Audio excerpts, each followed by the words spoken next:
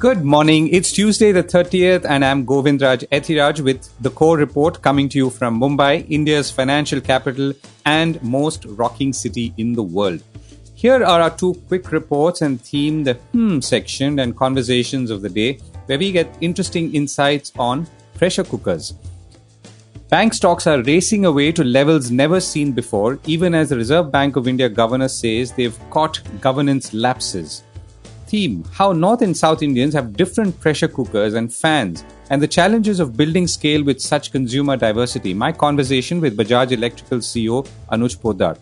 And an airline offers a generous salary hike to its pilots. Just one hitch, it's been grounded for almost a month. This is a core report with Govindraj Ethiraj.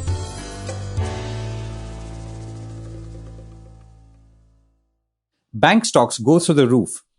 A few months ago, a CEO of a fairly large private sector bank told me that they were doing so well that they were actually worried that something would go wrong. This has been an amazing run in the last few years, he told me, but I'm worried that something is going to blow up. To put things in context, Indian public sector banks posted a net loss of about 85,000 crores in 2017-18.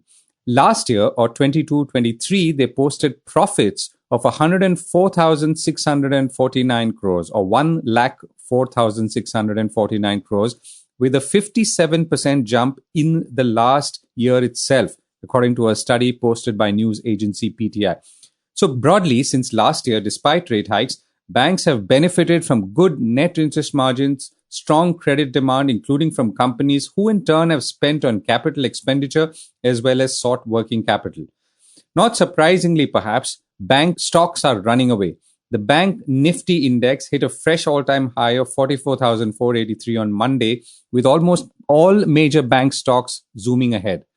Interestingly, just as bank stocks were setting Dalal Street on fire, the Reserve Bank governor, whose office is a 10-minute walk away from Dalal Street, said the Reserve Bank had come across gaps in corporate governance in certain banks and cautioned them that they should not allow these gaps to creep in. During our course of our supervisory process, certain instances of using innovative ways to conceal the real status of stressed loans have also come to our notice, the governor said at a conference of directors of banks organized by the Reserve Bank itself for public sector banks. He added, thankfully, that the gaps have been mitigated, but that it was necessary that boards and managements do not allow this to happen again. Was he referring to public sector banks or private sector banks or both? Well, I don't know. But a statement like this at a time when the party is at full throttle is ominous to say the least. And bank stocks are also soaring away with the rest of the stock markets, which have now touched a 5-month high. On Monday, the Sensex rose 524 points to hit an intraday high of 63,026 and closed at 62,846, while the Nifty ended at 18,598, up 99 points. More significantly and interestingly, the Sensex is now just 737 points away from its all-time high of 63,583, and the Nifty is just 289 points away from its all-time high of 18,887. And India is back in the top 5 markets in the world, surpassing France, and with its market capitalization touching $3.3 trillion. To return to bank and bank stocks and to understand what's really going on, I caught up with G. Chokalingam, founder of Economics Research, and began by asking him the reason behind this exuberance and its implications for the broader market. When the whole economic growth has slowed down and many sectors have started posting stagnation or single-digit business growth, it is only banking sector which is posting strong double-digit growth. That's mainly because of 3 reasons. One, the credit growth during pandemic time, it has come down as low as around 5%. Now it has picked up to around 15% year on year, which is 10-year record high, which is unbelievable, Second, the quality of assets. Last 3 to 4 quarters, there has been a consistent improvement in the quality of assets, in the sense net NPA percentage has been coming down consistently. And that also has hit, 10-year peak in terms of quality, which means the net NPA percentage has hit a 10-year low for most banks. This is a second reason. Third, a lot of companies went through NCLT, and it was estimated and officially that the recovery through NCLT has been phenomenal in FY23. Now, in addition to these three factors, I firmly believe that the interest rate is at peak in India. Maximum at best only 25 basis or 50 basis can happen further hike. But otherwise, we are on the peak of the interest rate cycle. Not only in India, same view I hold for US market. So that is another reason for investors to continue to chase the banking stocks.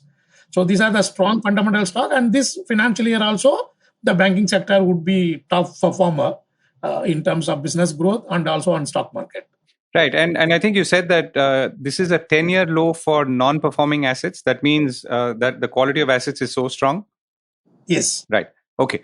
My next question is, so this also is in the context of the overall markets looking so strong. So we are very close to an all-time high once again, and we've seen a calendar high on Monday. So is one driving the other, or are both going up? There are two factors.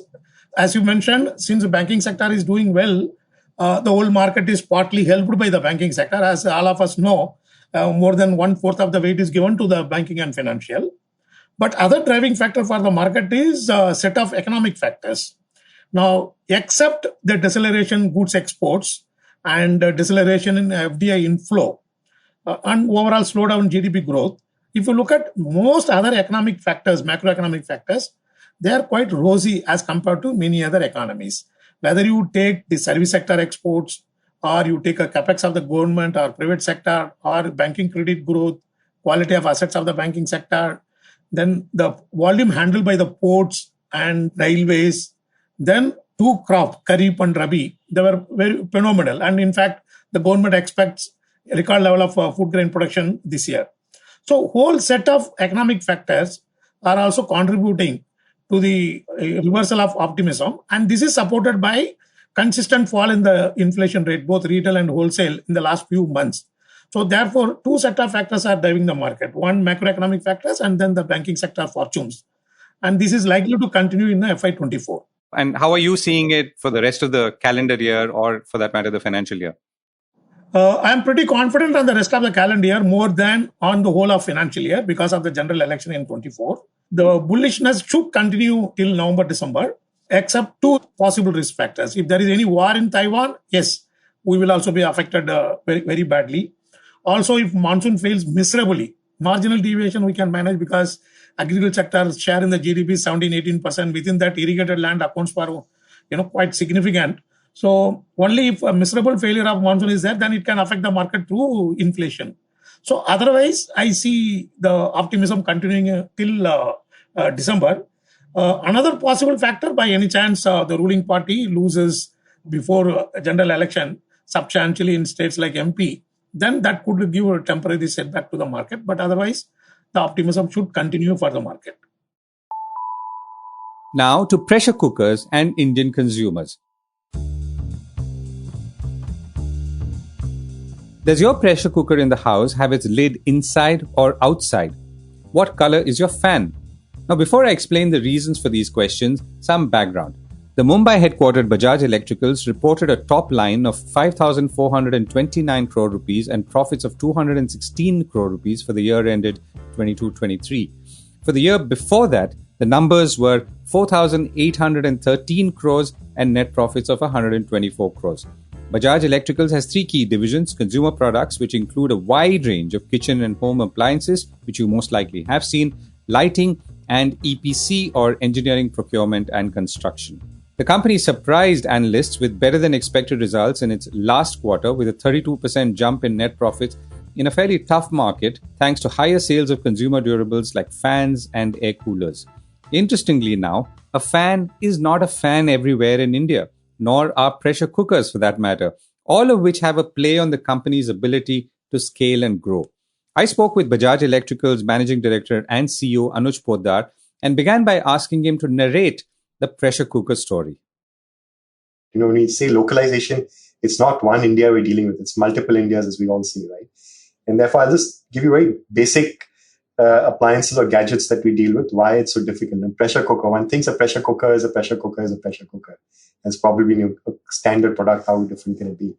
And growing up in Mumbai city, I always saw this pressure cooker with a lid that goes inside and shuts off. But as I got into the business, I realized actually there's two fundamental types of pressure cooker. One with a lid outside. All of South India actually has a lid outside. And then North India, East India, and part of West India has a lid inside. And that's not a small difference because it fundamentally alters, the molds, the supply chain, the R&D, everything about that product. And there's a reason why consumers in different parts of the country use that differently. Let me give you two other interesting examples in this one. Take, roti and chai. These are two basic things that every Indian household has. I think, chai almost, I don't know, if not every, at least 150 million households will be consuming chai. And at least 100 million households will be consuming roti. And yet you don't have a successful roti maker or a chai machine. You have coffee machines, but not chai. And that tells you something that every single every family member in a home has a different preference for chai, and they have different styles of rotis. And to try and harmonize that, templatize that is almost next to impossible. And the Indian consumer is far more discerning, far more particular about his or her preferences than we tend to imagine. Right. And pressure cookers, you have a brand called Majesty for the South and Handi for the North. Is that correct? These are small series. I wouldn't call it a brand, but these are some differentiators that we use. Right. And you have a similar observation on ceiling fans? Yes, absolutely. So again, the different metrics that people use or consumers use in different parts of India. In South, the most common question you ask is, what is the RPM of the fan, which is revolution per minute? Because they just want a fast fan and they think that's a better fan. North, is not necessarily the same metric. In South, they want highly colorful fans. Again, not the same in the North. I'm generalizing, of course, but these are very acute, differences in different parts of the country. Right. And for you as a company, how do you then respond to these different kinds of consumer behavior or consumer preferences? Because you obviously derive, let's say, efficiency in scale, which by definition, you would find it difficult the moment you start creating differentiated products. So, Govind, that's a very good question because we, of course, want to understand a consumer, listen to the consumer, act on the consumer insight, and give the consumer as personalized a product as we can possibly. At the same time, building a business of scale, by definition, requires us to have some commonality, some platform on which we're building the scale, right? Therein lies the challenge or the trade-off really for us. The example I like to use is McDonald's versus Shiv Sagar, let's say, right? McDonald's can be large because they have a very simple product. It's a 2 pieces of bread and a patty that goes in. And the personalization can only be to the level of the patty that goes in, but they can't have a 100 product menu. Unlike a Shiv Sagar, you walk into that, they have like 100 products on the menu. There's no way they can be a large scale business. And that's the example I use to simplify our business. And how can we deal with all of these different consumer insights, different needs for products, and then what's the lowest common denominator that we can bring that down to, and while yet creating a perception of personalization on that by small tinkering, not by fundamental alteration of the product. And that trade-off is not easy. So that's a confidence we'd like to have, but that's what we keep trying to balance out. Right. And let me come to how things are in the market right now. You've just announced your results last week. The top 1%, in your own words, is consuming in this country, but the median is not looking as good. And that perhaps is the challenge. Is your response to launch a premium brand one way of addressing this dichotomy? Absolutely. So, to be honest, we would have done that any which way because that was a gap in our portfolio. We are premiumizing as a company, and by strategic intent, we've launched a premium brand. But in terms of timing, clearly you are seeing a economy where the premium class is consuming. And by premium, we're talking about a very small sliver of premium consumer segment right at the top of the pyramid. But there's a large, not just bottom of the pyramid, but middle of the pyramid that is probably not exhibiting the same trends, right? And I call this out because, or rather, let me say, we've been struggling with the GDP data on the one side and then actual consumption trends on the other side, not correlating to each other for almost 6 to 8 quarters. And 3 quarters ago, we said, no, something's not right because these two things are not actually aligning together. And then, the answer lay in there. The GDP, which is also seen in the nature of, per capita income, was on the one side all showing very robust growth trends. But why is that not translating consumption was a question. And the per capita income, as we realized, or as I realized, is only an average figure. It's not a median figure. So it's completely skewed by the top end or, the rich class really getting richer. What I would really like to see, which unfortunately is not available right now, is the median per capita income. And that, to my mind, would be a better proxy for how is the average Indian, average consumer, average citizen faring on a affluence or economy level, and then we'd see that. The second data that we've been looking at, therefore, is the jobs data. Again, the jobs data, just to throw in numbers, used to consistently cross 90 million in the 2017 to 2019 period.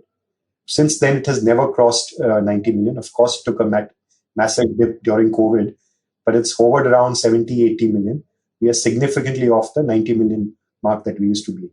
So these two metrics is what I now look at more closely to try and gauge when we might see a bounce back in consumption.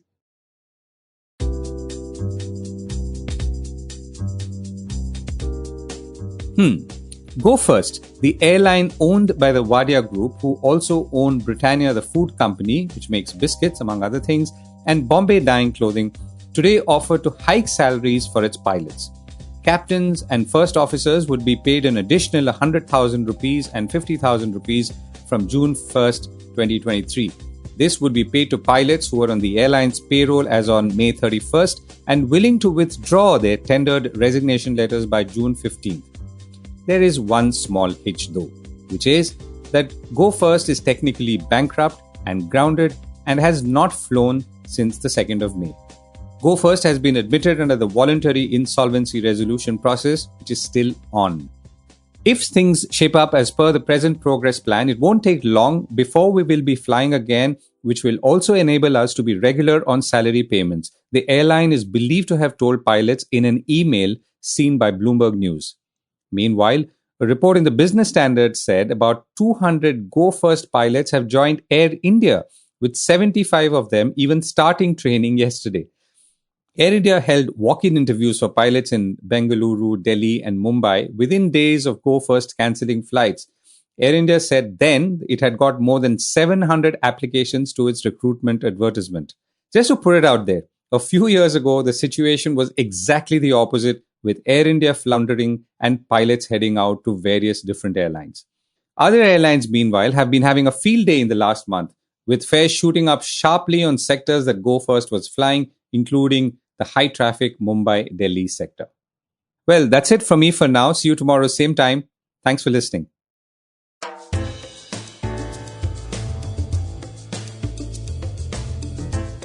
This was the Core Report with me, Govindraj Ethiraj.